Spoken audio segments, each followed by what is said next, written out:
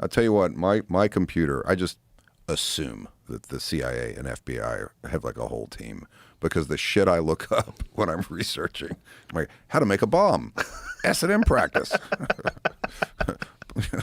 CIA hot regions in the Middle East, and it's all at once, right? Yeah. Yeah, So there's I no know- way they're not looking at your phone. No, they're looking at it going, Taylor's writing something new. Look at this. I think anybody that has any influence, they probably look at your shit no matter what anyway, which is also dark. Like, we don't even know how much actual real spying on people is occurring. We're just guessing. No, we don't have any idea. I think within the world of tradecraft, a tremendous amount. Oh, yeah. I think within the world of, within that world, I think. When you're writing that, how difficult is it to really keep your finger on the pulse of what's actually going on with espionage and like what tools they actually have available? Like, are you making some up? No, I mean, most of the, I'm sure there is some extremely high-tech tradecraft going on, right? For sure. Tracking devices and various things, satellite imagery, facial recognition, all of these things. But a lot of it's also very low-tech by design because it's harder to trace, right? And it's a lot of leverage and manipulation. You're either bribing someone with money or blackmailing them, and that's typically those are the two tools that are being used the most in tradecraft and in the spy game, right? That's really it's leveraging individuals, and they're all doing it. Everybody, right? Every single.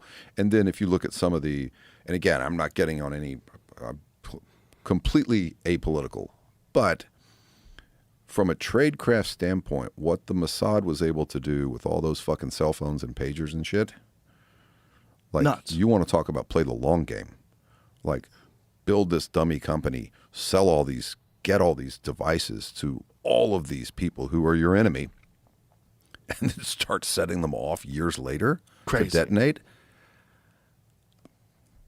Insanity. I mean, it's genius. It really is. Insanity. Not endorsing it, but just saying. No, but if you The actual act of doing it, to look at incredible. the patience and the planning and the risks and that they were able to execute, that is shocking. When you saw that in the news, did you think, if I wrote that, no one would fucking buy it? Dude, I do that all the time with the news. The Maduro rate. If I had written that, Right. no one would. No. Right. They'd be like, that's too simple. Yeah. Fuck out of here. That's not how it goes down. Yeah. Even the bin Laden raid, a helicopter crashed. Yeah. Yeah.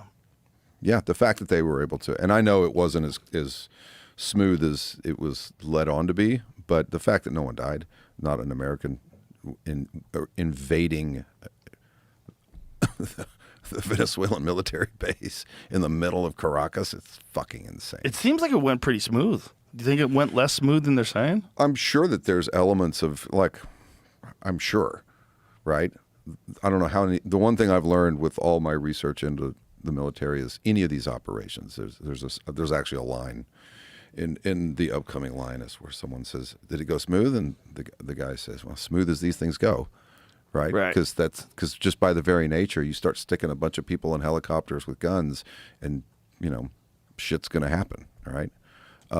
But the fact that there were no casualties, that no one was killed, no American was killed, is incredible.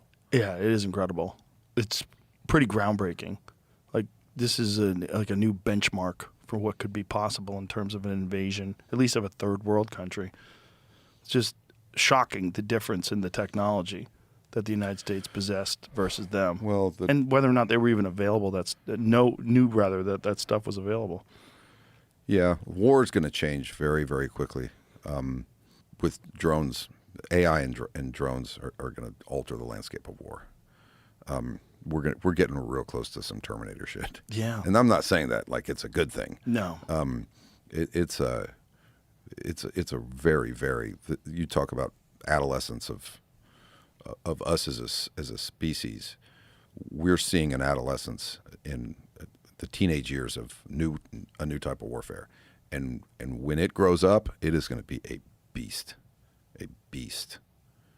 And just think about it. You can now they've got drones that are the size of airplanes. They can have a payload that is devastating, right? Beyond just simply a Predator drone that's got a couple of Hellfire missiles or whatever it may have. And someone sitting in a Connex in the desert in Nevada can fly that thing halfway around the world. Or don't have anyone fly it, pre-program it, and the thing flies itself. And that's, you give the drone a mission and send the drone off to do the mission, and it's fully automated.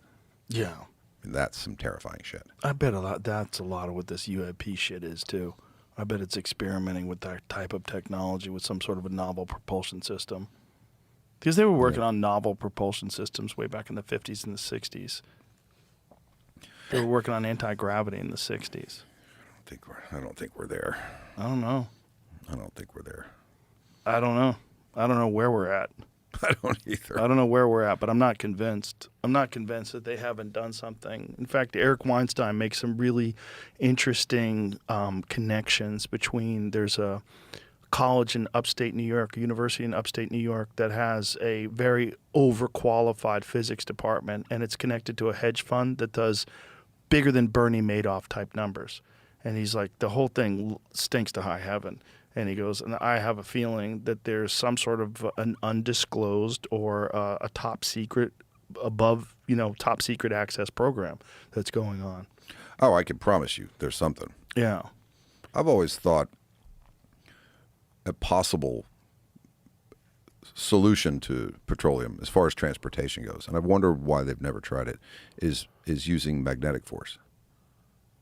Right? If you take a positive and negative charge, and they're going to come together. If you take a positive and positive or negative and negative, they're going to, I'm no fucking scientist, but it's going to repel, right? We've taken magnets and they push each other away.